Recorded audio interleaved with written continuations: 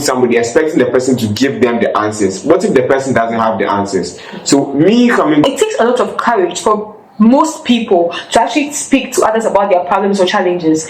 So if I am able to gather that courage and that confidence and be able to put a little bit of trust in you to keep my challenges or whatever I tell you, my private matters that I've come to share with you, if I'm able to gather this courage and tell you, you should be able to keep it to yourself. You shouldn't go about spreading it. But here's the case where we have people that you communicate with and then they go about spreading your information to the outside world.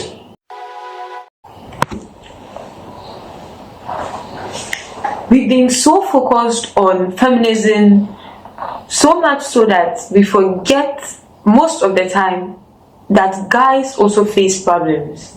Yeah, very true. Actually, most guys are going through a lot right now that we aren't able to come out and say freely because of so many things. Like, for real, guys go through a lot.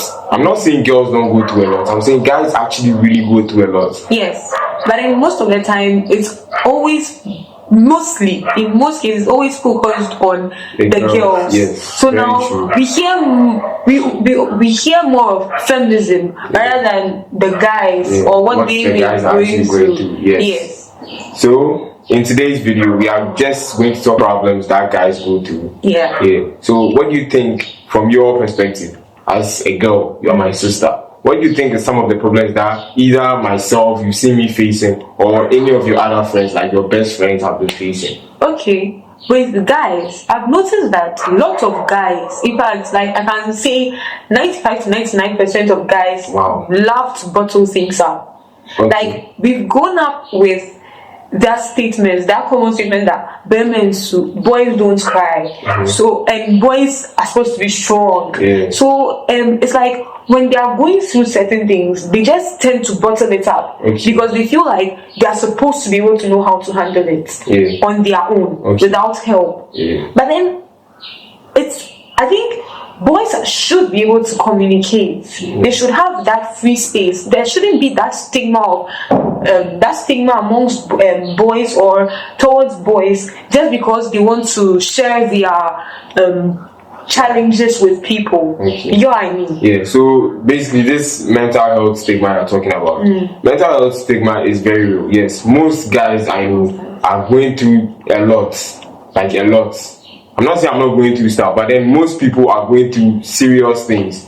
But because of this perception that the whole world, it's not even just Ghana, this perception that the whole world has put that, as a guy you have to man up, you have to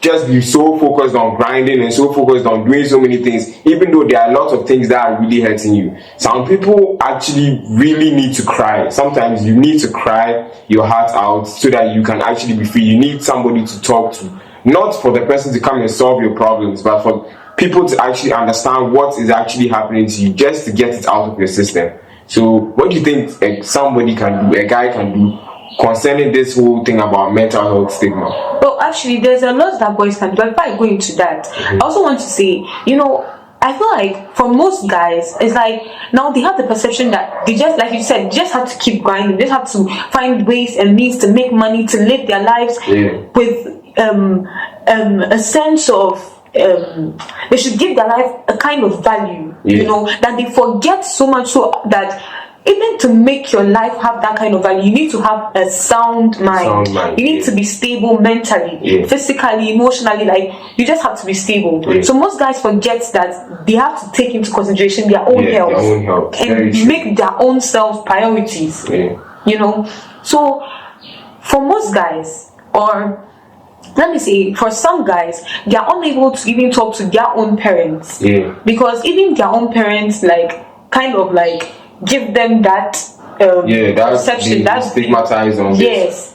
Some people's mothers will, if a guy is going to complain to his mother about something that isn't going to work, and I don't know, for some reason I've heard this so many times at so many places, say, how can you get up and say, are you not a guy, he's a man? So because he's a man, you have this perception that he's supposed to tackle the whole world's problems on his own. But then it's not fair to the guys. It's not fair to us, because sometimes you are at your wit's end. You can't do anything about it. So right now, honestly, I want to know, if it was you in our shoes, what are some of the things you would do to actually break free of all of these things? Okay, first off, you should know that it's not everyone that you can talk to about your problems or your challenges. It's not everyone that you can have that communication with about things that you may be facing, in order to get a response, or in order to get that kind of maybe a percentage of help from.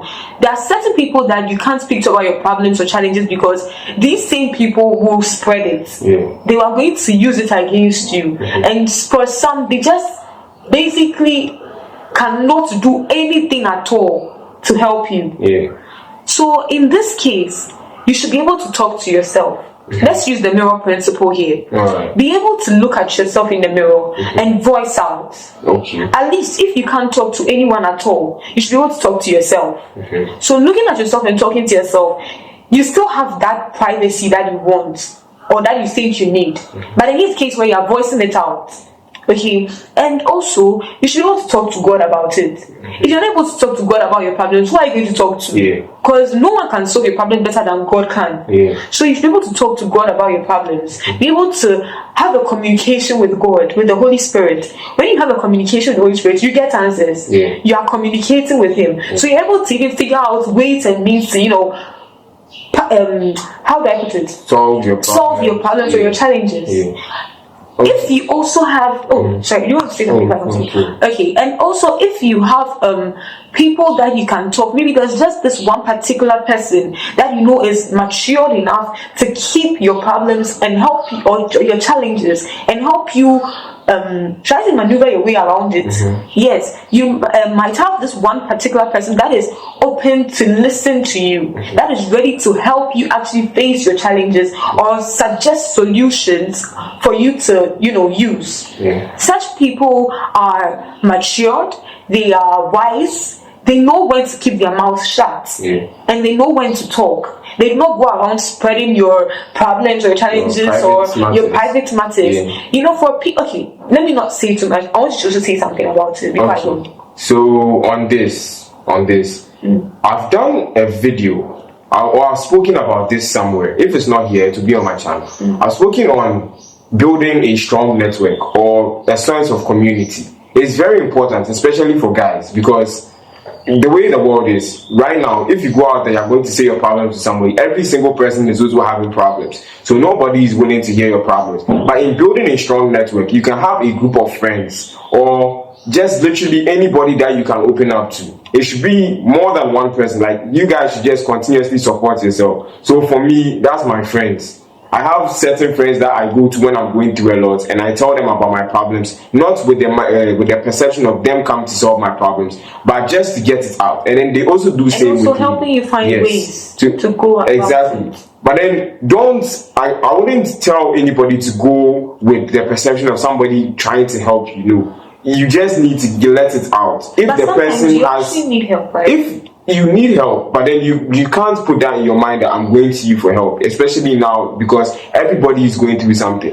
That is one thing most people don't have at the back of their minds. Most people go to somebody expecting the person to give them the answers. What if the person doesn't have the answers? So me coming to you, my mindset shouldn't be I'm coming to you for an answer, because if I come to you and I don't get an answer, does that mean I'm screwed? No, it doesn't.